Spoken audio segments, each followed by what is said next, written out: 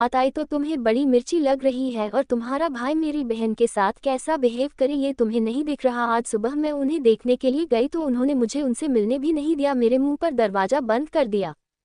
हाँ तो ठीक ही किया, क्या जरूरत थी तुम्हें उनकी प्राइवेसी में झांकने की। दानिश गुस्से में चिढ़ उठा। तुम तो अपने भाई की साइड लगा। ओह मैं तो भूल गई, भला खून तो खून की बाजू लगा। मालवी दानिश तंज करते हुए बोली। देखो मालवी, मैं तुमसे बहस बिल्कुल नहीं करना चाहता, बस इतना कहना चाहता हूँ कि तुम उन दोनों से दूर रहो। दानिश खुद के गुस्से को कंट्रोल करते हुए कहा। जहां मालवी उसके करीब आकर आंखों पर आंखें डालकर बोली, अगर मैं पहले वाली बेवकूफ़ मालवी होती तो जरूर तुम्हारी बात सुनती, लेकिन इस बार नहीं। अगर तुम्हारे भाई ने मेरी बहन को जरा सी भी चोट पहुंचाने की कोशिश की तो मैं भूल जाऊंगी कि तुम कौन हो और तुम्हारा भाई कौन है। मालवी आंखों में बगावती।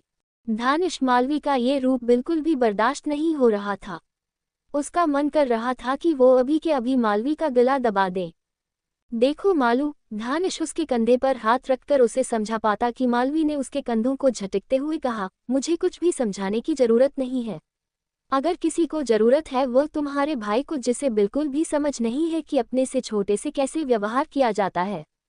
ओह तो तुम उनको समझाओगी कि कैसे बात करनी है। तुम हो कौन मेरे भाई को जस्टिफाई करने वाली। दानिश गुस्से में लाल पीला पड़ गया। और तुम कौन हो और तुम्हारा भाई कौन है मेरी बहन के कैरेक्टर को जस्टिफाई करने वाले। हाँ हूँ द यू आर। मालवी, दानिश गुस्से में चिल्ला पड़ा और मालवी को मारने के लिए हाथ ऊपर उठाया कि मालवी ने हवा गति उसका हाथ कसकर पकड़ लिया। उसका ये रिएक्शन देखकर दानिश हैरान और गुस्से दोनों में था। वही मालवी उसके गुस्से भरी आंखों को देख रही थी। अंदर से मालवी उसके आंखों को देखकर डर रही थी, लेकिन वह डर अपने चेहरे पर जाहिर नहीं होने देना चाहती थी।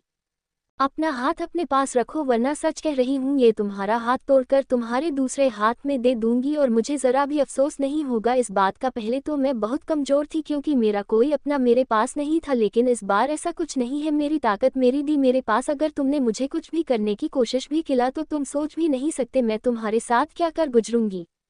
कहते हुए उसने दानिश हाथ गुस्से में झटक दिया। मालवी के अंदर अचानक काली माता आ गई थी। मालवी गुस्से में उस पर एक नजर डाली और आगे बढ़ गई, लेकिन कुछ सोचते हुए वो रुकी और बिना पलटे ही बोली, नाश्ता लेकर आओ, खा लेगा। दानिश इतना गुस्सा आया कि कॉफी टेबल पर रखा हुआ नाश्ता उसने गुस्से में फेंक दिया। कांच की टूटने की आवाज सुनकर मालवी के पैर ठिठक गए, लेकिन फिर उसने अपने आप को निडर दिखाते हुए कैमरे से बाहर चली गई। जैसे वो कमरे से बाहर निकली उसे महसूस होने लगा जैसे वह किसी जंग में मैदान में गोला बारूद फोड़कर आए हो। उसके हाथ पैर कांप रहे थे। बेशक उसने दानिश सामने खुद को बहादुर दिखाया, लेकिन सच तो ये था कि वह बस अपने डर को कंट्रोल करके खड़ी थी। लेकिन आज जो उसने दानिश को करारा जवाब दिया था, पता नहीं क्यों उसे अंदर से काफी सुकून महसूस हो रहा था। वाह मालू, तेरा एटीट्यूड देखकर लग रहा है कि तू पहले वाली मालू बन गई है। वो खुद की तारीफ करने लगी। भाभी आज आप इतनी चमक क्यों रही हो। तविक जो जिम करके अभी लौटा था। मालवी खुशी से बदबदाते हुए देखकर वह अजीब सच में पड़ गया। अरे कुछ भी भाई, आज कुछ अच्छा लग रहा है मुझे। ऐसा लग रहा है मैं पहले की तरह बन चुकी हूँ, निडर बिंदास मस्त मौला। वाह ये तो अच्छी बात है। तविक मालवी बात सुनकर उसके खुशी में खुश होते हुए बोला, आपका मिल्कशेक आपके कमरे में भेज देता हूँ, आप फ्रेश हो जाए। मालवी तविक को देखकर मुस्कुराते हुए आगे बढ़ी। भाभी आज कुछ ज्यादा ही खुश लग रही है, ऐसा भी क्या हो गया इन्हें। तविका चहकती हुई मालूम को देखकर अपने बालों को खुजलाते हुए अपने कमरे की तरफ बढ़ गया। वही दूसरी तरफ निहिर जैसे ही अपने ऑफिस में पहुंचा, कार्तिक किसी जीन की तरह उसके सामने खड़े होकर उसका आज का शेड्यूल बताने लगा। निहिर का ध्यान लैपटॉप में होकर भी कार्तिक हर एक शब्दों में था। बॉस क्या आपको लगता है कि ये काम करेगा? क्यों तुम्हें मेरी काबिलियत पर शक है? निहिर नजरें उठाकर उसकी ओर देखा। निहिर नजरें ही काफी थी कार्तिक को डराने के लिए। अरे नहीं नहीं बॉस, मैं तो बस कह रहा था कि मुझे तुम्हारी नसीहत की जरूरत नहीं है। You got it. Yes boss, now live. वही दूसरी तरफ रावी अपने कमरे में आराम कर रही थी, तभी उसके कमरे में दौड़ती हुई एक छोटी सी नाजुक परछाई आई, जो कि ध्रुवी की थी। मोमी मोमी, मुझे आज स्कूल नहीं जाना। रावी जैसे ही ध्रुवी आवाज सुनी तो वो उठाकर बैठ गई। ध्रुवी के बाल पूरे तरह से बिखरे हुए थे, उसके हाथ गुड़िया थमी हुई थी। जैसे ही ध्रुवी ने रावी को देखा वो जल्दी से बिस्तर पर चढ़ाकर बोली, मोमी आपको क्या हो गया है? आपकी तबीयत ठीक नहीं है। रावी ने अपने बेटी को देखा तो उसके होंठ पर गम हल्का सा कम हो गया। उसने ध्रुवी पास खींचकर गले लगाया। नहीं बेटा, मोमी ठीक है। तो फिर आपका चेहरा थका हुआ क्यों लग रहा है? ध्रुवी रावी बाहों में हल्का दूर होकर सिर ऊपर करके बोली। वो मैं रात पर काम कर रही थी इसलिए। रावी ने उसके गालों को खींचते हुए कहा। और तुम्हें आज स्कूल क्यों नहीं जाना? बस ऐसे ही, मेरा आज मन नहीं है जाने का। ध्रुवी कहते हुए ध्रुव कमरे में आया। जैसे उसने रावी के गोद में बैठे ध्रुवी को देखा, ध्रुव चिकर बोला, कोई नखरे नहीं चाहिए ध्रुव, चुपचाप से स्कूल के लिए तैयार हो जाओ। मैं आज स्कूल नहीं जाऊंगी भाई, ध्रुवी मना करते हुए रावी सीने में घुस गई। तभी ध्रुव ने रावी को गौर से देखा। मोमी क्या हुआ आपको? आपकी तबीयत ठीक नहीं लग रही है। कहते हुए ध्रुव जल्दी से बिस्तर पर आया और उसके माथे को छूकर उसका बुखार चेक करने लगा। उसकी हरी आंखें में रावी के लिए चिता थी, जिसे देखकर रावी की आंखें पिघल गईं। मेरा बच्चा, कहते हुए रावी उसके हाथों को थामकर उस पर किस किया। सच बताइए, क्या आप बीमार हो? ध्रुव किसी बड़े इंसान की तरह रावी को देखकर पूछने लगे। बस थोड़ा सा सर दर्द है, रावी ने उसकी बात सुनकर कहा। तो आप लेट जाए, मैं आपका सर दबा देता हूँ। ध्रुव के चेहरे पर रावी के लिए कंसर्न देखकर रावी उसके बालों को सहलाते हुए कहा, कोई जरूरत नहीं है बेटा, मैं गोली खा लूंगी और आराम कर लूंगी तो ठीक हो जाऊंगी। मोमी कल रात आप कहाँ गई थी? ध्रुवी रावी से पूछने लगी। जहाँ रावी सोच में पड़ गई। अगर उसने सच कह दिया कि वो मालती और आकाश जी के पास गई थी तो ध्रुवी काफी नाराज हो जाएगी। बेटा, कल मैं बिजनेस पार्टी में गई थी। मोमी, अब ध्रुवी को समझा दीजिए कि वो चुपचाप से आज मेरे साथ स्कूल चले। मैंने कह दिया ना भाई, मुझे आज स्कूल नहीं जाना। ध्रुवी, बेवजह की इज्जत मत करो। ओके, शांत हो जाओ। ध्रुवी बेटा, आखिर तुम स्कूल क्यों नहीं जाना चाहती? मोमी, आज मेरा बिल्कुल भी मन नहीं है और पता नहीं क्यों, लेकिन मेरी आज एक नाक बंद है। ध्रुवी ने अपने नाक तरफ उंगली से इशारा करते हुए कहा। तुम्हारी एक नाक बंद है तो क्या हुआ, स्कूल तो चालू है ना, चुपचाप स्कूल चलो, वहां जाकर तुम्हारी आंख नाक सब कुछ खुल जाएगा। ध्रुव ध्रुवी को डांटते हुए बोला। क्या तुमने कल आइसक्रीम खाई थी? रावी ने उसे शक भरी नजरों से देखकर पूछा, जिसे देखकर ध्रुवी खिसियाना बिल्ली की तरह दांत दिखाकर बोली, बस थोड़ी सी। मोमी, ये लड़की हद से ज्यादा बिगड़ती जा रही है, मेरी बात भी नहीं मानती। ध्रुव ध्रुवी की शिकायत करते हुए कहा। आप बहुत बुरे हो भाई, हमेशा मुझे डांटे हो। मुझे आप भाई नहीं चाहिए, मुझे कोई और भाई चाहिए। ध्रुवी के कहने पर रावी का मन ठिठक गया। उसका बच्चा जो पैदा होने से पहले ही चला गया, उसे तो पता भी नहीं था कि वह कौन था, लड़का या लड़की। अचानक उसकी आंखों में नमी तैर गई। मोमी, क्या हुआ, आप रो क्यों रही हो? ध्रुव ने पूछा। कुछ नहीं बेटा, रावी जल्दी से अपने आंसुओं को छुपाते हुए कहा। मासी माँ कहते हुए धानी कमरे में आई। उसके पीछे मालवी रावी के लिए नाश्ता लेकर आई। दी, आप नीचे क्यों नहीं आई? मालवी के पूछने पर रावी ने एक नज़र उसे देखकर बच्चों को देखा। बच्चा, चलो, तुम्हें स्कूल के लिए तैयार होना है ना? मालवी ने कहा। चाची, मुझे स्कूल नहीं जाना। ध्रुवी रावी के कसकर सीने लगकर बोली। अगर ध्रुवी स्कूल नहीं जाएंगी तो मैं भी स्कूल नहीं जाऊंगी मम्मी, धानी जल्दी से बोली। ध्रुव ने एक सख्त नजरों से धानी को देखकर कहा, अगर वह कुएं में कूदेगी तो तुम भी जाओगी उसके पीछे। लेकिन भाई, वो स्कूल चल रही है और तुम भी चलो अब यहाँ से। कहते हुए ध्रुव धानी को अपने साथ खींचते हुए ले गया। वहीं दूसरी तरफ ओशमी सुकून से बिस्तर पर फैलते हुए सो रही थी, उसे किसी चीज का होश नहीं था। लेकिन तभी कमरे का दरवाजा खुला और नमित अंदर आया। नमित रात भर सूट में बिजी था, उसकी आंखों के नीचे काले धब्बे नजर आ रहे थे। जैसे ही वो कमरे में आया, उसकी नजर बिस्तर पर लेट हुई ओशमी पर गई। वो हल्की मुस्कान दबाए वॉशरूम में चला गया और फ्रेश होकर कपड़े चेंज करके बिस्तर तरफ सोने के लिए आया। ओशमी नींद में थी, उसके होंठ पर प्यार मुस्कान थी, जैसे वो कोई अच्छा सा सपना देख रही हो। नमित उसके चेहरे पर झुका और उसके चेहरे के बालों को एक साइड करके उसके चेहरे को देखने लगा। ओशमी काफी खूबसूरत नजर आ रही थी। ओशमी पहली लड़की थी जो नमित नजरों और दिल में बस गई थी, लेकिन एहसास होना नमित को बाकी था। ओशमी नींद में कुछ बड़बड़ाने लगी, जिसे सुनने के लिए नमित कानों को उसके होंठ की तरफ ले गया।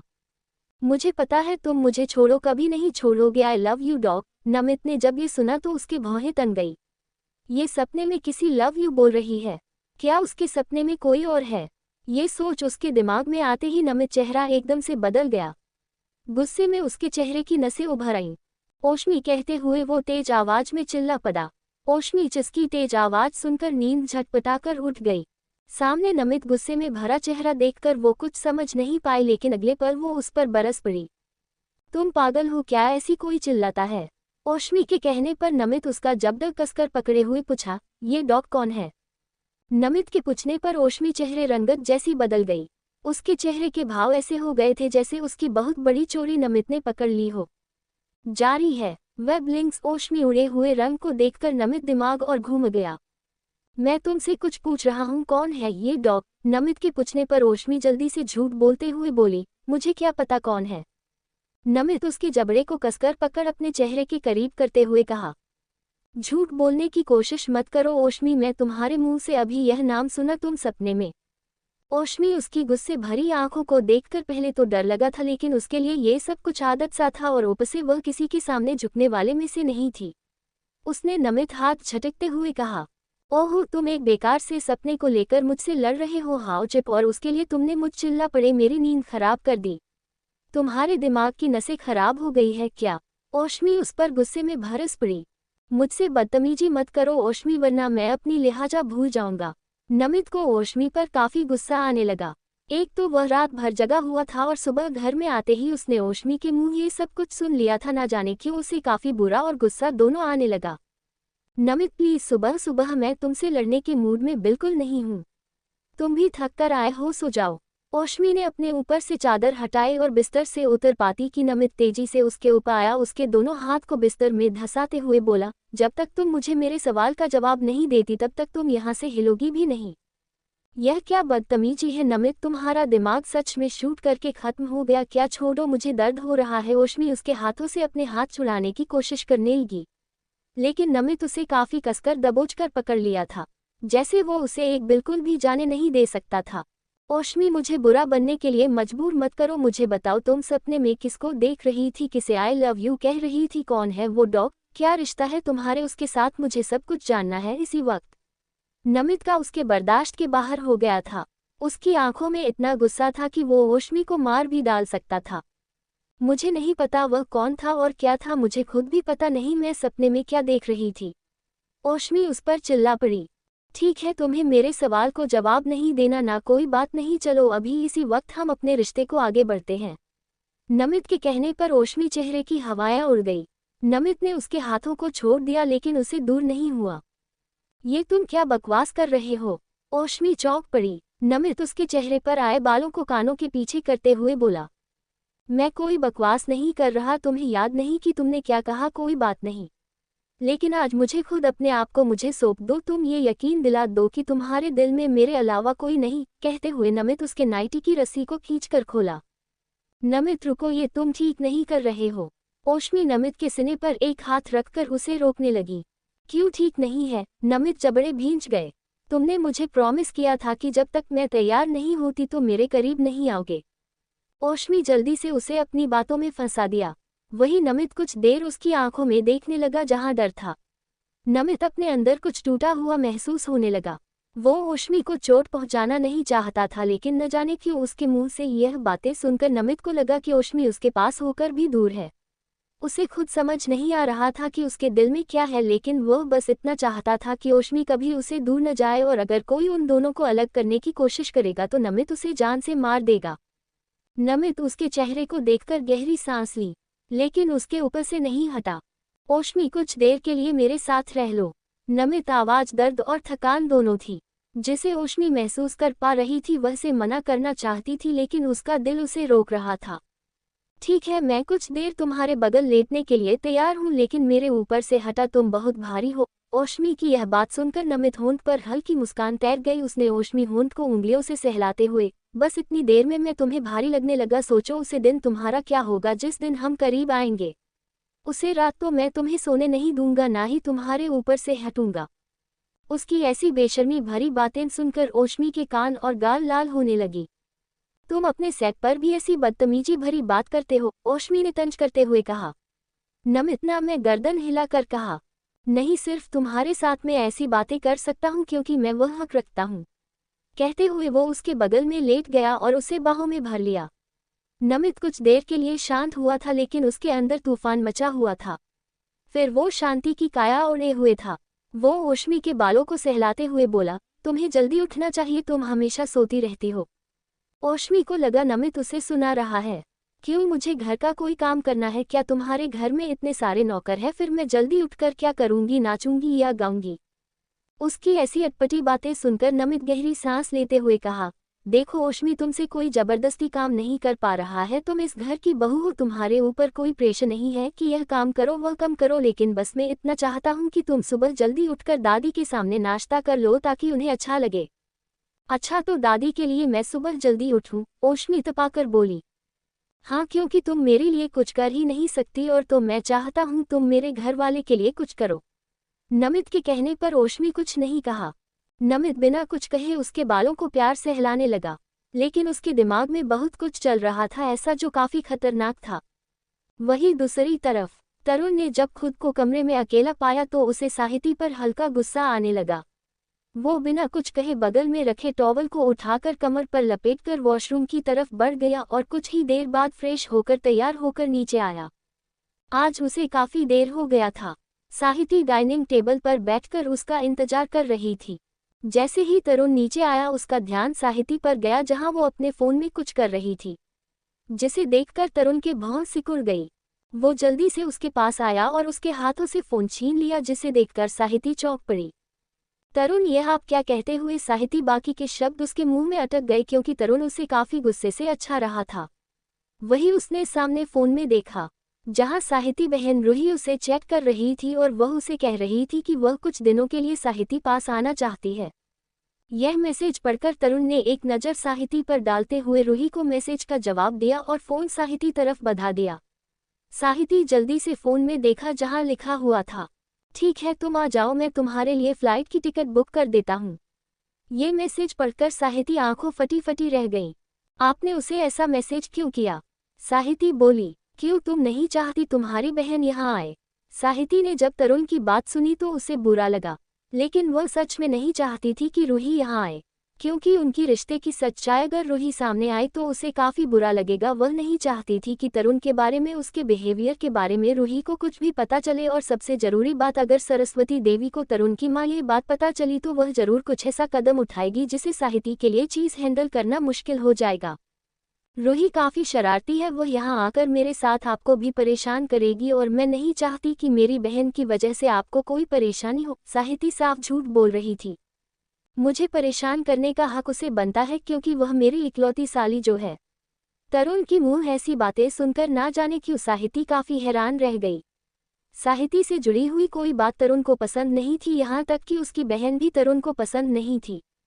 अपनी बहन का नंबर दो मुझे, तरुण ने कहा। साहिती जो कुछ सोच रही थी उसकी बात सुनकर अपने होशो आवाज में आई, आपको क्यों? जो मैंने मांगा है वह दो, तुम्हारे सवाल का जवाब देना मैं जरूरी नहीं समझता। तरुण फिर से खड़ूस बनकर बोला, जिसे सुनकर साहिती का मुंह बन गया। उसने रूही का नंबर तरुण को दे दिया। तरुण ने राहुल के नंबर पर रूही का नंबर भेज दिया और कुछ मैसेज टाइप करके वह नाश्ता करने लगा। वही साहिती खुशी के साथ परेशान भी थी। उसे रूही सामने तरुण के साथ अच्छे से पेश आना होगा, लेकिन तरुण का क्या, वो उसके बहन के सामने उसे अच्छी तरह से पेश आएगा या फिर बात बात पर गुस्सा करेगा? खाना ठंडा हो रहा है, पहले खाना खा लो फिर दिमाग पर जोर देती रहना, तरुण ने कहा। जिसे सुनकर साहिती चुपचाप से खाना खाने लगी। तरुण का जैसे ही खाना खत्म हुआ वह अपनी जगह से खड़ा हुआ और साहिती के बगल में निकला, लेकिन कुछ याद आते ही वह रुका और तेजी से साहिती के सामने खड़ा हो गया। साहिती ने जब अपने पास खड़े तरुण को देखा तो उसने नजर ऊपर करके देखा। तरुण उसके चेहरे पर झुकते हुए सख्त भरी नजरों से उसे घूरते हुए बोला, ऑफिस जा रही हो, लेकिन मेरी एक बात ध्यान रखना, अगर तुमने उसे आदित्य के साथ अपनी लिमिट क्रॉस की ना तो मैं हर रात अपनी लिमिट क्रॉस करूंगा, और यकीन मानो इससे तकलीफ तुम्हें ही होगी, इसलिए जितनी दूर तुम उसे आदित्य के साथ रहोगी उतना खुश रह पाओगे, मेरे बिस्तर पर भी और जिंदगी में भी। तरुण धमकी सुनकर साहिती का गला मानो सूखने लगा। क्या तुम्हारी जबान को लकवा मार गया है जो तुम मुझे कह नहीं पा रही हो? तरुण ने उसके जबड़े को पकड़कर उसकी आंखों में जाते हुए पूछा। मम्मी मैं समझ गई, उसने कहने पर तरुण के होंठ पर व्यंग भरी मुस्कान तैर गई। यही तुम्हारे लिए बेहतर है साहिती, उसने साहिती के होंठ को सहलाते हुए कहा और वहां से चला गया। उसके जाते ही साहिती का चेहरा बिगड़ गया। खुद को पता इस यह मगरमच्छ क्या समझता है, जब देखो तो रोब झरता रहता है। इससे घर में प्यार नहीं करती ना तो सच में इसका गला दबाकर जेल भी चली जाती, लेकिन कमबख्त ये प्यार मुझसे हो गया, वरना इस जैसे इंसान को मैं खास डालना भी जरूरी नहीं समझती। साहिती तरुण के बातों सुनकर गुस्सा और शर्म दोनों आने लगे, लेकिन वह कुछ कर नहीं सकती थी, इसलिए वह जल्दी से नाश्ता करके अपने ऑफिस के लिए निकल गई। वहीं दूसरी तरफ ओशमी तैयार होकर नीचे आई।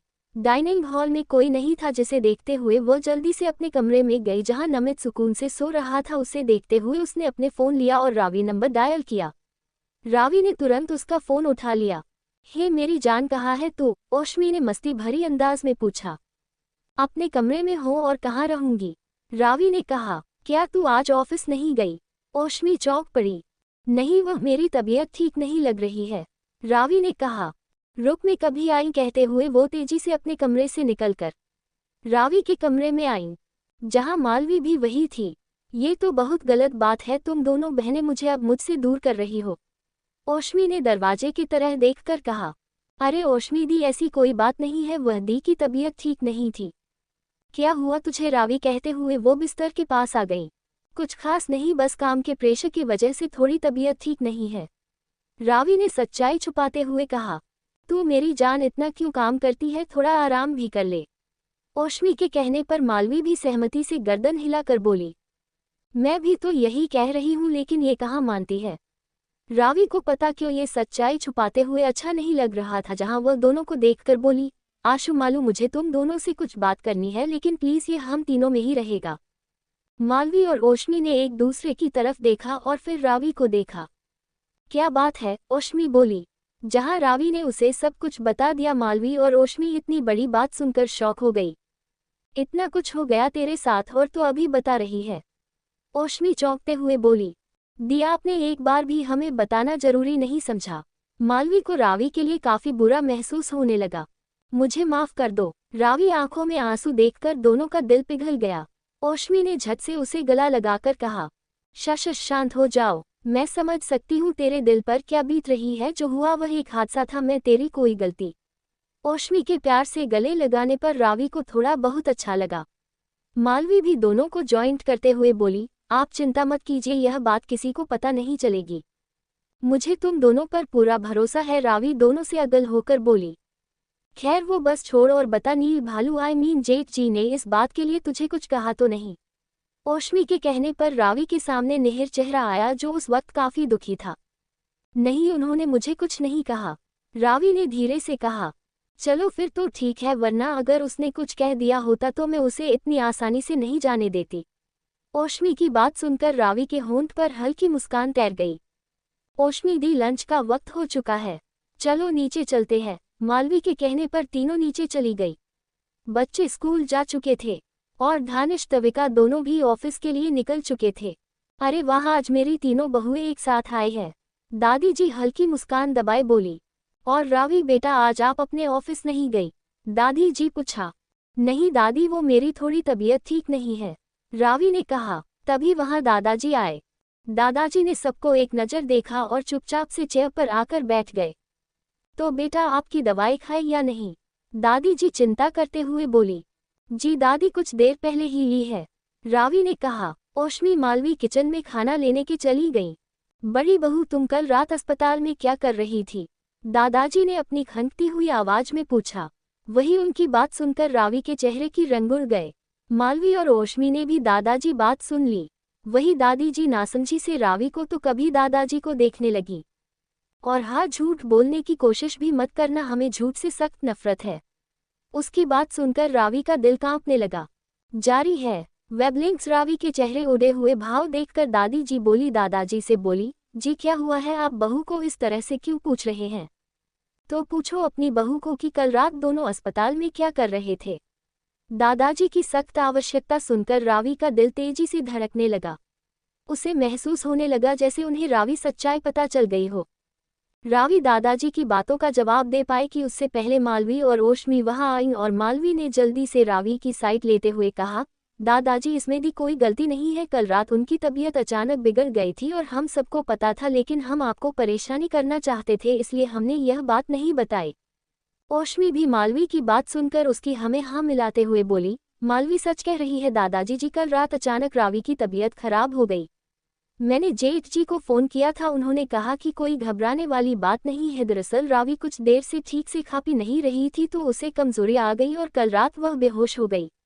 और जेठ जी किसी को परेशान नहीं करना चाहते थे, इसलिए अकेले हॉस्पिटल चले गए। दादी जी जब पूरी बात सुनी तो वो रावी को चिता भरी नज़रों से देखकर बोली, बेटा अब तुम्हारी तबीयत कैसी है? अब मैं ठीक हूँ दादी, रावी हिचकिचाहट में बोली। हमें गार्ड से पता चला तुम दोनों रात भर हॉस्पिटल में थे। तुम हमारे घर की सदस्य हो, हमारी बहू हो, अगर तुम्हें कुछ हो जाता तो तुम्हारे परिवार वालों को हमें ही जवाब देना पड़ता। और तुम आजकल के मॉडल बच्चे फैमिली को जब जैसे भूल ही गए हो। तुम अब खुद को बहुत बड़ा नेता अभिनेता समझने लगे हो। दादाजी की आवाज में तंज था। ओहो बस कीजिएगा, बच्चे पहले से परेशान है और आप उन्हें ताना मार रहे हो गई उनसे गलती। अभी तो हमारी बहू ठीक है ना, अभी तो गुस्सा छोड़ दीजिए। दादी जी दादाजी को समझाते हुए बोली।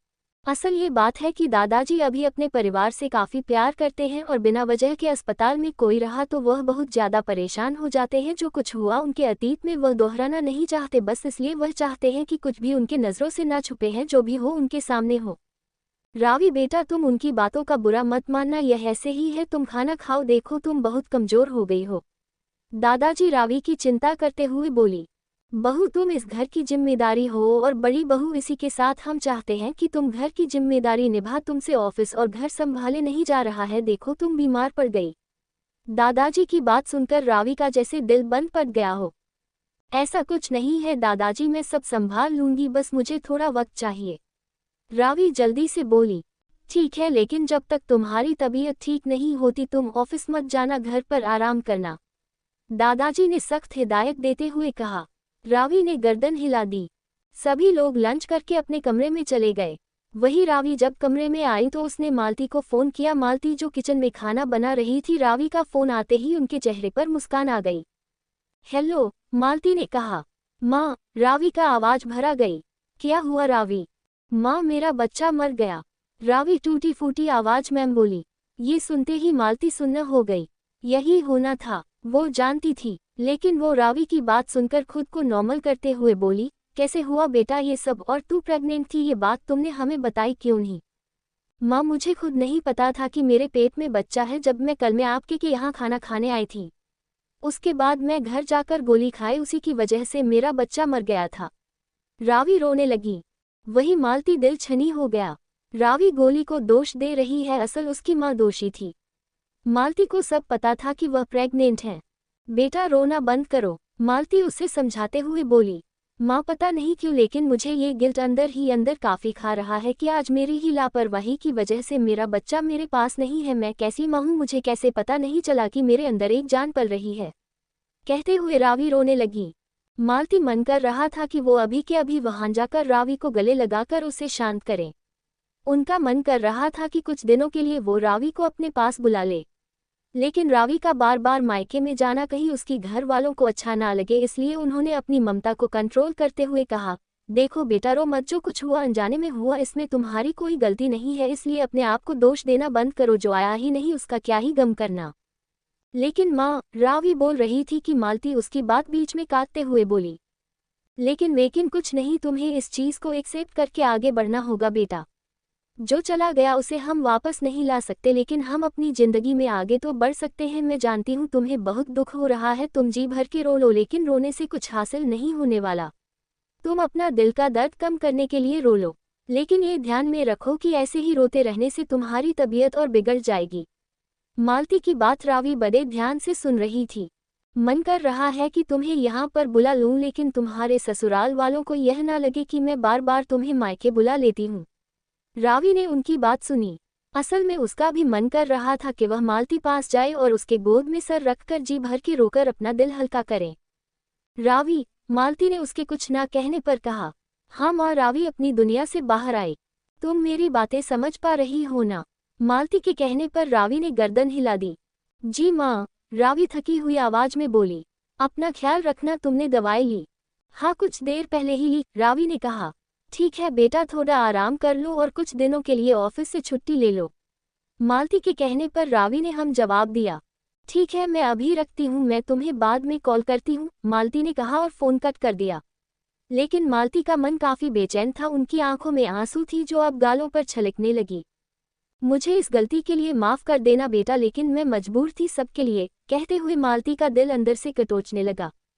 वहीं दूसरी तरफ साहिती अपने ऑफिस में आ चुकी थी और केबिन में काम कर रही थी। तभी केबिन का दरवाजा खुला।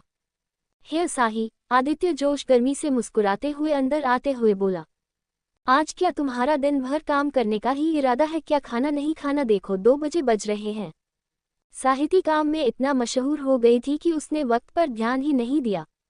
आदित्य ने देखा साहिती का चेहरा काफी उदास है। क्या हुआ साहिती, तुम ठीक हो क्या? उसे मगरमच्छ ने फिर से तुम्हें सताया? आदित्य बात सुनकर साहिती चेहरे के रंग उड़ गए। उसके सामने तरुण का चेहरा नजर आने लगा। तुम चलो, मैं अभी आई।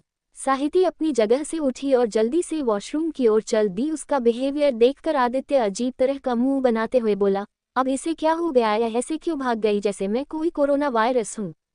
वहीं दूसरी तरफ ऋषभ लूतिका को लेकर शॉपिंग मॉल आया हुआ था। लूतिका ने चेहरे पर मास्क लगाया हुआ था। ऋषभ, मुझे कुछ नहीं लेना, घर चलते हैं ना? लूतिका ने ऋषभ के बाहों को कसकर पकड़ लिया और वो यहाँ वहाँ देखने लगी। वो जानबूझकर ऋषभ को ऐसे दिखाना चाहती थी कि उसे भीड़ वाली जगह में डर लगता है। ऋषभ जो काफी सदा बोला है, वो उसकी बिहेवियर को देखकर उसे कम डाउन करते हुए बोला, रिलैक्स लूतिका, मैं हूं ना तुम्हारे पास, मत डरो। ऋषभ ने उसकी आंखों में झांकते हुए इतने अपनेपन से कहा था कि लूतिका का पत्थर दिल भी पिघलने लगा। उसे अंदर ही अंदर गिल्ट महसूस होने लगा जिसे वह एक्सेप्ट नहीं करना चाहती थी। ऋषभ, मुझे तुम्हारी ना इस अच्छाई से डर लगता है। लूतिका ऋषभ की बुरी आंखों में देखते हुए बोली। और वो कैसे? ऋषभ ने पूछा। वो ऐसे, तुम काफी भूल हो एक साथ दिल इंसान जो किसी पर भी भरोसा कर लेता है। लूतिका बात सुनकर ऋषभ हंसते हुए बोला, तुम तो ऐसे बोल रही हो जैसे तुम मेरे साथ कोई गेम प्लान कर रही हो, कोई नाटक कर रही हो। ऋषभ के चेहरे पर से ही लूतिका के चेहरे के रंग उड़ गए, लेकिन मास्क होने की वजह से ऋषभ उसके चेहरे के एक्सप्रेशन देख नहीं पाया। तुम ऐसा क्यों कह रहे हो? तुम्हें लगता है मैं तुम्हें धोखा दूंगी? लूतिका झिझकते हुए बोली। मुझे तुम पर पूरा यकीन है। तो लूतिका, तुम जैसी मासूम लड़की मुझे कभी धोखा नहीं दे सकती, और अगर कभी तुम्हें मुझे धोखा दिया तो मैं ये समझ लूंगा कि तुम्हारी कोई ना कोई मजबूरी रही होगी। ऋषभ के इतने विश्वास रखने पर लूतिका खुद से चीर मचने लगी। यही ना, ये बात सुनकर उसके दिल को तेजी से जा लगी। ऋषभ उसके बारे में इतना अच्छा कैसे सोच सकता है? वो कब से इतना मैच्योर हो गया? क्या वह उसे बेपनाह प्यार करता है? लेकिन लूतिका, उसके दिल में तो कुछ भी नहीं है। उसकी तो सगाई भी फिक्स हो चुकी है। फिर यह सब उसके दिल में अजीब से एहसास जगने लगे। मुझे वॉशरूम जाना है, मैं वॉशरूम जाकर आता हूँ। लूतिका वहां पर घुटन महसूस होने लगी। ऋषभ ने इधर उधर देखा, तभी उसकी नज़र लेफ्ट साइड पर गई जहां पर वॉशरूम था। वहां पर वॉशरूम है, मैं यहाँ पर तुम्हारा इंतजार कर रहा हूँ, जाओ जल्दी आ जाओ, ऋषभ ने कहा। लूतिका गर्दन हिलाकर वॉशरूम के अंदर चली गई। लूतिका जैसे ही अंदर आई, उसने अपने चेहरे का मास्क हटा लिया। क्यों क्यों क्यों ऋषभ, क्यों कर रहे हो तुम ऐसा? मैं तुम्हारे लायक नहीं हूँ। अभी तुम्हारी आंखों में देखती हूँ मुझे आपसे नफरत होती है। मत करो मुझसे प्यार, यह प्यार तुम्हें बर्बादी की राह पर लेकर जाएगा। लूतिका सिन्हा जैसे गिल्ट से भरने आया हो, जहां वो जल्दी से खुद को दिलासा देते हुए बोली, नो नो नो लूतिका, तुम इमोशनल फूल लड़की नहीं हो। भले वह सामने वाला इमोशनल हो, लेकिन तुम अपने मकसद से भटक नहीं सकते। ना हो सके ऋषभ से थोड़ा दूर रहना है। लूतिका ने जल्दी से अपना चेहरा धुआ, जहां उसे थोड़ा हल्का महसूस होने लगा। वो जल्दी वॉशरूम जाकर बाहर आई। ऋषभ उसके आने का इंतजार कर रहा है। जहां वो एक पिलर से टिकाए खड़ी थो। उसने ब्लैक कलर की शर्ट और वाइट कलर की पैंट पहनी हुई थी, जिसमें वह काफी हैंडसम लग रहा था। कोई भी लड़की ऋषभ के प्यार में पड़ जाती। लूतिका हल्की मुस्कान दबाए उसे देख रही थी कि अचानक उसका ध्यान वहां एक टीनेजर ग्रुप पर गया, जहां लकड़ी का चोरी चुपके ऋषभ का फोटो खींच रही थी, जिसे देखकर लूतिका आंखों सर्द हो गई। उसका चेहरा भयानक हो गया। वो जल्दी से ऋषभ के पास आई और बीच में खड़ी हो गई, जहां लड़कियों को उसकी ज्यादा पिक्चर खींचने को नहीं मिला। चलो चलते हैं, लूतिका ऋषभ को खींचते हुए ले जाने लगी। वहीं दूसरी तरफ रेना अपने शूट में बिजी थी और तविक अपने कामों में घुसा हुआ था। तभी उसका फोन बजा। तविका ने एक नज़र अपने फोन पर डाली, जहां अमन उसे फोन कर रहा था, जिसे देखकर उसने फोन उठाकर कानों पर लगाया। हेलो, साले कुत्ते कमीने, लड़की मिली नहीं कि यार को भूल गया। अमन गुस्से में था। क्या हुआ, इतना क्यों गुस्सा कर रहा है, जैसे मैं तेरी गर्लफ्रेंड हूँ और मैं तुझे डिच कर दिया। तविक के कहने पर अमन, जो शराब की बोतल अपने मुंह से लग रहा था, उसकी आंखें एकदम लाल थी और उसमें आंखों में पानी भर गया था। तविक मेरे भाई, उसने सच में मुझे डिच कर दिया। अमन की आवाज में काफी दर्द था। तविक एकदम सुन्न रह गया। वो अमन हमेशा हंसता खेलता था, आज वो रो रहा था। तविक को पता था अमन उसे यूं ही परेशान करने के लिए ये बात नहीं रहेगा। कहाँ है तू? तविक ने पूछा। क्या फर्क पड़ता है, सब मुझे छोड़कर चले जा रहे हैं, तू भी है कि मुझे भूल गया? अमन के कहने पर तविक चिढ़ उठा। अपनी बकवास बंद कर, बना वहां की 2 चप्पड़ मारूंगा, कहाँ है बता पहले। तविक के चिका पूछने पर अमन में बोला, फार्म हाउस में हूँ, मेरे जल्दी आजा मेरे भाई, मुझे ऐसा लग रहा है कि आज मैं मर जाऊंगा। ऐसी बकवास बातें कही ना तो मैं खुद आकर तेरा गला दबा दूंगा, आ रहा हूँ मैं। कहते हुए उसने जल्दी से फोन काट दिया और फौरन वहां से निकल गया। रेना को अभी सूट से फ्री हुई थी, वह कैंटीन की तरफ जा रही थी जब उसने तविक को उसके केबिन से निकलते हुए देखा, जो काफी जल्दी में था। वो उसे लंच के लिए पूछना चाहती थी, लेकिन उसके कहने पहले ही तविक उसके बगल में से तेजी से निकल गया। ये देखकर एक पल के लिए रिना भी हैरान रहेगी, यह वही लड़का है जो हमेशा उसके आगे पीछे घूमता था, आज वह उसको अनदेखा करके आगे गया, जिसे रिना का ईगो जैसे हट हो गया। वो पैर पटकते हुए कैंटीन की तरफ चली गई। वही शाम से रात हो चुकी थी। रावी कमरे में बैठकर किताब पढ़ रही थी, लेकिन उसका ध्यान कहीं और ही था। कुछ देर बाद कमरे का दरवाजा खुला और निहिर अंदर आया। दरवाजे आवाज से रावी का ध्यान सामने गया। निहिर रावी नजरें आपस में मिल गई। निहिर कोट को सोफे पर फेंकते हुए उसे बोला, तुमने खाना खाया और गोली ली? उसकी आवाज में कोई चिंता नहीं, बस एक फॉर्मेलिटी थी। हाँ, रावी ने धीरे से आवाज में कहा। निहिर कुछ नहीं कहा और फ्रेश होने के लिए वॉशरूम में चला गया। उसका यही बिहेवियर रावी के दिल को चुभ गया। रावी को उसके सहारे की जरूरत थी, उसके कंधों की जरूरत थी, लेकिन उसके बजाय निहिर उसे इग्नोर करके चला गया। रावी ने किताब बंद कर दी और बालकनी की तरह चली गई। आसमान पूरा साफ था, आज आसमान में कोई चांद नजर नहीं आ रहा था। बाहर की ठंडी हवाएं उसके कोमल शरीर को छू रही थी। हवा में हल्की सी ठंडक थी। वही कुछ देर बाद निहिर फ्रेश होकर बाहर आया और क्लोजेट रूम में जाकर उसने सिर्फ लोअर पहन ली, उसने ऊपरी बॉडी पर कुछ नहीं पहना था। वो जैसे ही कमरे में आया, रावी को ना देखकर उसकी भौहें सिकुड़ गई। वो जल्दी से बालकनी की तरह आया, देखा रावी खाली आसमान को देख रही है। बाहर ठंड है, अंदर आ जाओ, निहिर ने धीरे लेकिन सख्त आवाज में कहा। वही रावी अपने ख्यालों में इतनी गम थी कि उसकी आवाज रावी कानों पर पहुंची ही नहीं। निहिर देखा, रावी अभी वही खड़ी है, जिसे देखकर उसके जबड़े कस गए। ये औरत हमेशा उसे गुस्सा दिलाने के लिए उकसाती रहती है। वो जल्दी से रावी के तरफ बढ़ा और रावी को अपनी तरफ घूमते हुए बोला, तुम्हें मेरी बातें सुनाई नहीं दे रही है क्या? मैं कह रहा हूँ बाहर ठंड है, तुम्हारी तबीयत और खराब हो जाएगी, अंदर चलो। रावी की नजरें निहिर के चौड़े सीने पर गई। जीभ में पसीने बहाकर बनाई गई उसकी मसल्स काफी उभर कर निकल रही थी। वो उसकी तरफ अट्रैक्ट हो पाती कि निहिर का बिहेवियर देखकर और बुरा महसूस होने लगा। उसने उसका हाथ झटक कर कहा, मुझे कुछ देर अकेला रहना है, आप अंदर चले जाए, वैसे भी अपने ऊपर कुछ पहने नहीं है। मुझे तुम्हारी राय की जरूरत नहीं है, तबीयत मेरी नहीं तुम्हारी खराब है, इसलिए चुपचाप से अंदर चलो। निहिर रावी के कलाई को पकड़कर अंदर की तरफ ले जाने लगा, लेकिन रावी को कमरे में घुटन महसूस हो रही थी। ऊपर से निहिर रुखा बिहेवियर उसे और भी खा रहा था। उसने उसका हाथ झटक दिया। मैंने कहा ना, मुझे नहीं जाना, आप अंदर चले जाए और सो जाए, मेरा दिमाग मत खाए। रावी इस बार चिढ़ उठी। निहिर को भी उसकी हरकत पर गुस्सा आने लगा। उसका जब्ड़ कस गया और उसने गुस्से में मुट्ठी भींच दी। वो रावी पर गुस्सा नहीं करना चाहता था, लेकिन रावी के जवाब से उसे गुस्सा आ रहा था। उसने झटके रावी के कमर को कसकर पकड़ अपने से सटाते हुए उसकी ठुड़ी को ऊपर उठाते हुए बोला, मुझे बिल्कुल भी पसंद नहीं कि कोई मेरी बात काटे, और तुम हमेशा वह हरकत करती हो जो मुझे पसंद नहीं आती। अगर तुम नहीं चाहती मैं तुम पर गुस्सा करूं तो चुपचाप से अंदर चलो। और मैं भी कह दिया, मुझे अंदर नहीं जाना, आपको नींद आ रही है तो आप जाकर सो जाए। रावी बिना डरे उसके आंखों में आंखें डालकर बोली, तो तुम्हें नींद नहीं आ रही है क्या? निहिर के जबड़े कस गए, उसकी आंखों गुस्से में लाल होने लगी। रावी उसके सीने पर हाथ रखकर उसे दूर करते हुए कहा, हाँ मुझे नींद नहीं आ रही है, आप जाकर सो जाए। निहिर झटके से उसे अपनी गोद में उठाते हुए कहा, ठीक है, अगर तुम्हें नींद नहीं आ रही है तो चलो हम कुछ और कर लेते हैं। कहते हुए वो रावी जबरदस्ती उठाकर कमरे में ले आया।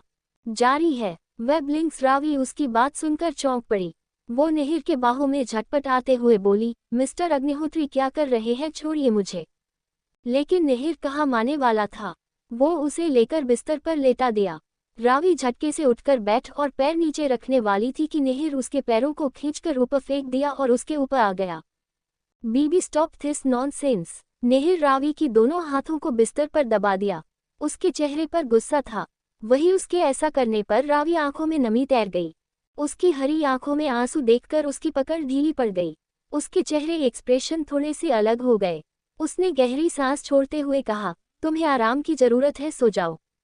आपको मेरी फिक्र करने की जरूरत नहीं है। रावी के कहने पर नेहिर जो गुस्सा शांत हुआ था वो फिर से लौट आया। उसके जबड़े कस गए।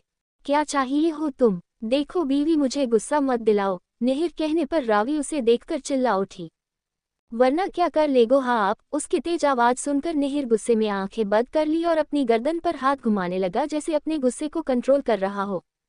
मुझे अकेला छोड़ दीजिए। रावी ने उसे दूर किया था कि तभी नेहिर झटके आंखों खोली, रावी की बालों को कसकर पकड़ उस चेहरे ऊपर उठा दिया। इस पर नेहिर आंखों में आग उगलने लगी। वही रावी अपने दर्द और गुस्से में थी। मुझे मजबूर मत करो कि मैं तुम्हारे साथ कुछ गलत कर बैठूं। और यकीन मानो तुम इस हालत में नहीं हो कि मुझे सह पाओ। नेहिर आवाज में खतरनाक धमकी थी। उसका आवाज सुनकर एक पल के लिए रावी का गला सूखा, लेकिन फिर थी तो वो रावी। आपको बस यही कहना आता है। आपको मुझे और मेरे दर्द से कोई मतलब नहीं है। कहते हुए रावी की आंखें में नमी तैर गई। व्हाट द एफ, नेहिर गुस्से में चिल्ला उठा और उसके बगल में जोर से हाथ मार दिया। क्या चाहती हो तुम, क्या करूं? मैं तुम्हें गोद में बैठकर सारी रात घूमूं?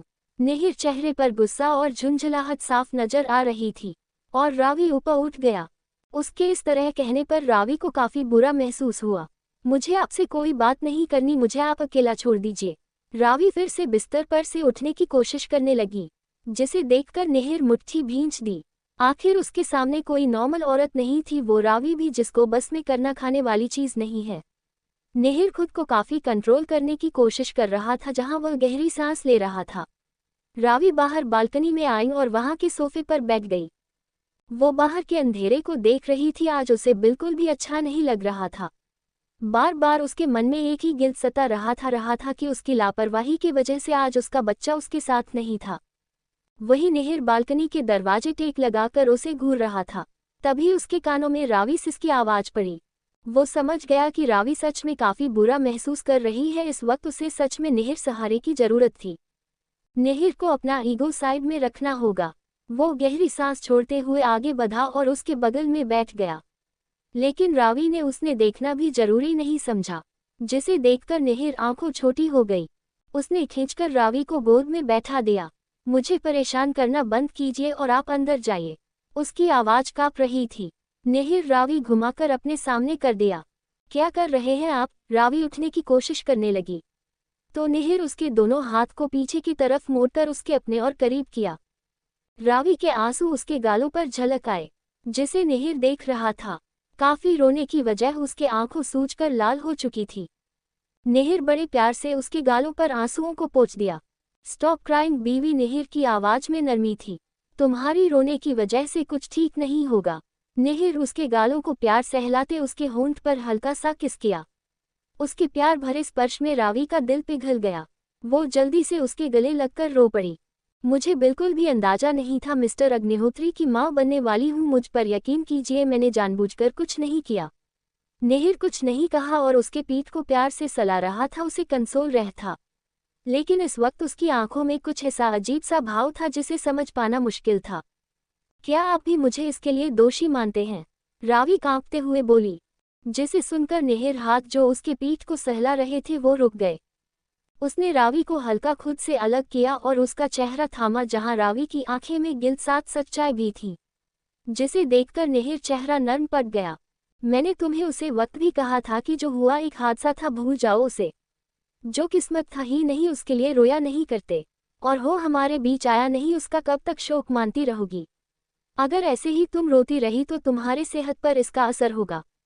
और यह कोई हमारा पहला बच्चा नहीं था, हमारे ऑलरेडी 2 बच्चे हैं जिन्हें हमें संभालना है। अगर तुम ऐसे ही रोती रही और तुम्हारी तबीयत बिगड़ गई तो मैं उन्हें क्या जवाब दूंगा कि मैं उनकी माँ का ख्याल नहीं रखता? कहते हुए नेहिर काफी शांत था। हमारे आगे की जिंदगी पड़ी है, हम एक दुख को लेकर बैठ नहीं सकते। सोचो कि हमारे बीच में कभी आया नहीं था। नेहिर हर एक शब्द रावी जहन में दवा की तरह उतर रहा था। मुझे मेरा बच्चा वापस चाहिए मिस्टर अग्निहोत्री, मैं फिर से माँ बना चाहती हूँ। रावी नेहिर आंखों में देखकर कहा। वही नेहिर आंखों में हजार तरह की इमोशंस थे। शायद वो रावी के इस बात को लेकर सहमत नहीं था। नेहिर रावी को गालों को सहलाते हुए बोला, हम इस बारे में बाद में बात करेंगे। उसका ये जवाब सुनकर रावी दिल को चूभ गया। जहां कुछ देर पहले वो थोड़ी सी शांत हो गई थी, अब फिर से उसको गुस्सा आने लगा। मतलब आप बच्चा नहीं चाहते? रावी के कहने पर नेहिर उसकी आंखों और चेहरे देखने लगा जो गुस्से की आग ले रहा था। मैंने ऐसा कब कहा बीबी? लेकिन आपके कहने का मतलब तो यही था ना, आप बात नहीं करना चाहते तो इसका मतलब यही है ना कि आप नहीं चाहते कि हमारा कोई बच्चा पैदा हो। रावी फिर से गुस्सा करने लगी। नेहिर उसके इमोशनल डैमेज हुए चीज़ों को देख रहा था और इस वक्त वह अगर बहस करता तो शायद मामला बिगड़ सकता था। इसलिए वो उसे शांत करने की कोशिश करने लगा। बीवी प्लीज़, हम इस बारे में बाद में बात करेंगे, अभी तुम्हें फ़िलहाल आराम की बहुत ज़रूरत है। नेहिर आराम से अपनी बात कही, लेकिन वही बात रावी को दिल को जा लगी। आपको भी मुझ में इंटरेस्ट नहीं रहा, इसलिए आप ऐसी बातें कर रहे हैं।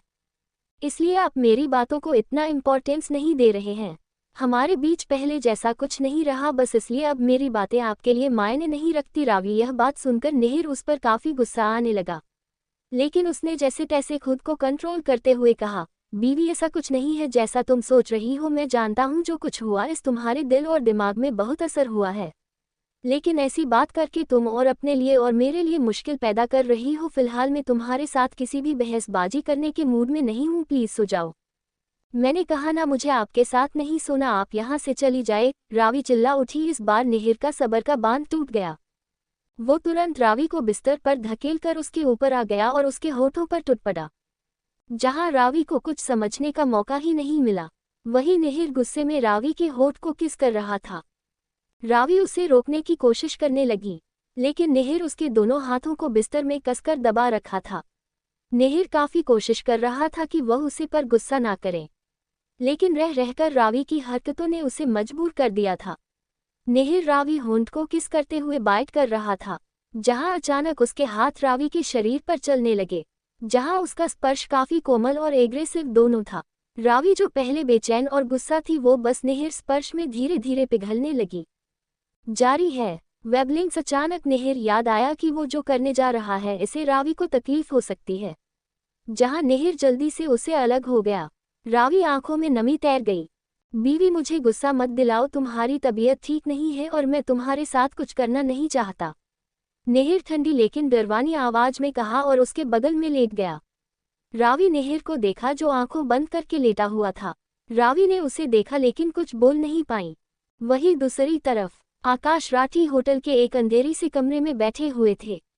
उसके हाथ में वाइन का ग्लास था और चेहरे पर अजीब सी ठंडक, जैसे उन्होंने फैसला कर लिया हो। तभी उस कमरे का दरवाजा खुला और ओहस अंदर आया। उसके चेहरे भाव भी एकदम खतरनाक थे। मिस्टर राठी, रानव मेहरा को मैम का डीएनए रिपोर्ट मिल चुका है। ये सुनते ही आकाश राठी हाथ में जो शराब का ग्लास था वह चकनाचूर हो गया। जिस बात का डर था आज वही हो रहा है। आकाश जी झटके से खड़े होकर चलना पड़े। उसकी आवाज में दर्द और गुस्सा दोनों ही था। आगे क्या करना है? ओहस ने उसके चेहरे को देखकर कहा। वही जो मैंने सोचकर रखा है। आकाश जी के कहने पर ओहस के माथे पर पसीना छलक आया। क्या हम उसको मारकर एक बार में ही सब कुछ खत्म नहीं कर सकते? ओहस के कहने पर आकाश जी ने कहा, अगर मेरे हाथ में होता तो मैं बरसों पहले उसको मार देता, लेकिन अगर वह मर गया तो पूरा अंडरवर्ल्ड मेरे पीछे पड़ जाएगा। आकाश जी के कहने पर कमरे का माहौल में सन्नाटा फैल गया। ओहस आकाश जी बड़े धीरे आवाज में कहा, जैसे वो अपना फैसला कर चुके हैं। यस मिस्टर राठी, ओहस ने बड़े रिस्पेक्टफुल से कहा। तुम्हें मेरे पीछे मेरा पूरा काम देखना पड़ेगा। मुझे यकीन है कि रावी भले खुद टूट जाएगी लेकिन अपने परिवार को बिखरने नहीं देगी। लेकिन सर, हम कोई और रास्ता भी अपना सकते हैं। ओहस आकाश जी को सुझाव देते हुए बोला।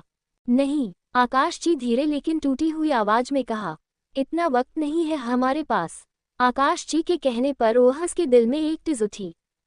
तुम सारी तैयारी देख लो, 2 दिन बाद जब वह अटैक करेगा उसके बाद तुम्हें हर एक चीज देखनी है। हमारे सारे कमांडो को अलर्ट कर दो और जितने भी हैकर्स हैं उन्हें भी इन्फॉर्म कर दो। हमारी जो स्पेशल टीम है वह मेरे साथ रहेगी। आकाश जी के कहने पर ना जाने क्यों लेकिन आज पहली बार वह दिल कांप उठा। जग का ऐलान हो चुका था और आकाश जी का फैसला पत्थर की लकीर था जिसे कोई नहीं बदल सकता था। सर क्या मैं? ओहास ने हिचकिचाहट में पूछा। नहीं, तुम कहीं नहीं जाओगे, तुम मेरी बेटी के साथ रहोगे हर पल हर वक्त उसकी सुरक्षा में, साह की तरह। रात में अगर परछाई थी उसका साथ छोड़ दे तो तुम उसके साथ रहोगे। ओहस मुझे तुम्हारे अलावा किसी पर भी भरोसा नहीं। आकाश जी के कहने पर ओहस एकदम से चुप हो गया। आकाश जी वहां से निकल गए। ओहस कुछ पल वहां खड़े रहकर कुछ सोचने लगा, फिर वहां से निकल गया। वही दूसरी तरफ नेहिर का देर रात तक फोन बजा। नेहिर नींद कच्ची थी, उसकी आंखों खुली। उसने जल्दी से फोन उठाया और बालकनी की तरफ आया। नेहिर कानों पर लगाया। सामने कुछ कहने पर नेहिर का चेहरा कठोर हो गया। नेहिर कुछ कहा और फोन कट कर दिया। बाहर आसमान अंधेरों में डूबा हुआ था। नेहिर के अंदर आग लगी हुई थी। वो चाहे जो कर ले, लेकिन अगर उसने मेरी बीवी की तरफ आंख उठाकर भी देखा तो मैं उसे ऐसी मौत दूंगा कि वह इस जन्म में क्या 7 जन्म तक भूल नहीं पाएगा। कहते हुए नेहिर आंखें खतरनाक लाल सुर्ख हो गई। वही दूसरी आकाश जी घर वापस आ चुके थे। मालती कमरे में आकाश जी कब से फोन ट्राई कर रही थी लेकिन उनका फोन नहीं लग रहा था। कमरे का दरवाजा खुला और आकाश के अंदर आए। मालती ने जैसे उन्हें देखा उन पर बरस पड़ी। आकाश जी आप कहाँ थे और आपका फोन क्यों नहीं लग रहा था? मैं कब से फोन ट्राई कर रही थी, कितनी रात हो गई। एटलीस्ट एक फोन कॉल तो कर सकते थे आपने, लेकिन आप तो अपनी ही दुनिया में घूम रहती हैं। आपको तो अपने परिवार की भी कोई पड़ी नहीं है, ना ही मेरी पड़ी है। बस अपने कामों में डूबे रहो और किसी चीज का होश नहीं। घर में अपनी बीवी है, बच्चे हैं। अरे अरे मालती बस सांस तो ले लो, आकाश जी बड़े प्यार से उनके कंधों को पकड़कर कहा। मालती का गुस्सा अभी भी शांत नहीं हुआ था। कहाँ थे आप? मेरे पहले सवालों का जवाब दीजिए। आपका फोन न लगने पर पता नहीं मेरी दिल में कितनी अजीब अजीब ख्याल आ रहे थे। मालती आवाज अचानक से रोक गई, जो आकाश जी दिल से जा लगी। उन्होंने बड़े प्यार से मालती को गले लगाकर कहा, कहीं नहीं था, बस काम में बिजी हो गया था और फोन रिचार्ज हो गया था। तुम जानती हो ना, मैं काम में रहता हूँ तो मुझे किसी चीज का होश नहीं रहता, और इसमें डरने वाली क्या बात है? मैं कहाँ दुनिया से चला गया था। उनके कहने भर मालती जी उनसे अलग हुई और उनके मुंह पर हाथ रखकर बोली, ऐसी बात मत कीजिए, मेरे आपके दुश्मन। आकाश जी हल्की मुस्कान दबाए अपने मुंह से उनका हाथ हटाते हुए कहा, वह तो मरने ही वाले हैं। क्या मतलब? मालती ने असमंजस उन्हें देखकर पूछा। कुछ नहीं, खैर वह छोड़ो और मेरे लिए कुछ लेकर आओ, मुझे भूख लगी है। आकाश जी के कहने पर मालती जी जल्दी से बोली, फ्रेश हो जाए, मैं गर्मा गर्म खाना लेकर आती हूँ। आकाश जी सिर हिला दिया। मालती कमरे बाहर चली के उनके जाते ही आकाश जी के चेहरे के भाव एकदम से बदल गए। उन्होंने गहरी सांस छोड़ते हुए कहा, तुम्हें मेरे बिना जीना सीखना होगा मालती। कहते हुए उनकी आवाज दर्द और आत्मविश्वास दोनों था। आकाश जी फ्रेश होने के लिए वॉशरूम में चले गए। वही दूसरी तरफ नेहिर बालकनी में खड़ा होकर सिगरेट स्मोक कर रहा था। तभी उसे कमरे में रावी की चीख सुनाई दी। जैसे ही नेहिर कानों में रावी चीख पड़ी और लगभग दौड़ते हुए कमरे में आया। रावी पसीने से लगभग जोर जोर से सांस ले रही थी। क्या हुआ बीवी? रावी ने जैसे ही नेहिर की आवाज सुनी, उसने झटके उसे गले लगा लिया। रावी का शरीर डर से कांप रहा था, इतना कि उसे बोलने में भी तकलीफ होने लगी। वो शश रिलैक्स। नेहिर उसकी पीठ को सहलाने लगा। कुछ देर बाद रावी शांत हो गई। नेहिर उसे दूर किया और उसका पसीना पोंछा और उसे पानी का ग्लास बढ़ाया। रावी ने पानी पिया। अब बताओ क्या हुआ? नेहिर ने पूछने पर रावी गहरी सांस छोड़ते हुए बोली, मैंने बुरा सपना देखा, मुझे वो जली हुई औरत दिखी। तभी अचानक से नेहिर याद आया कि रावी एक बार भी ऐसे ही चीखते हुए उठी थी। लेकिन उसने ज्यादा नहीं सोचा और रावी को धीरे से लेटाते हुए कहा, ज्यादा मत सोचो और सो जाओ। नेहिर रावी के सिर को सहलाने लगा। वही रावी सोचने लगी कि यह सपने उसे फिर क्यों पड़े रहे हैं। काफी सालों बाद ये सब कुछ वापस उसके साथ हो रहा है और उसे काफी अजीब बेचैनी महसूस होने लगी। नेहिर कोमल स्पर्श से कुछ देर बाद रावी सांसें धीमी पड़ गई। देखते देखते नेहिर सो गया। वही दूसरी तरफ तरुण ऑफिस से निकल घर जाने वाला था कि तभी राहुल केबिन में आया। तरुण को लगा कि राहुल गया होगा। तुम अब तक घर नहीं गए? सर, मिस्टर पलेट के असिस्टेंट का फोन आया था, वह कह रहे थे कि हमें कल ही मीटिंग करनी है। क्या? तरुण चौंक पड़ा। हाँ सर, राहुल ने कहा हमें ऑस्ट्रेलिया के लिए निकलना पड़ेगा।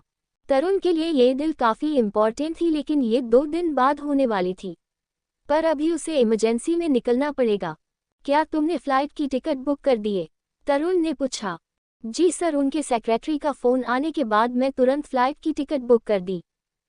ठीक है फिर चलो। तरुण अपना कोट लेकर आगे बढ़ गया। राहुल की उसके साथ पीछे चला गया।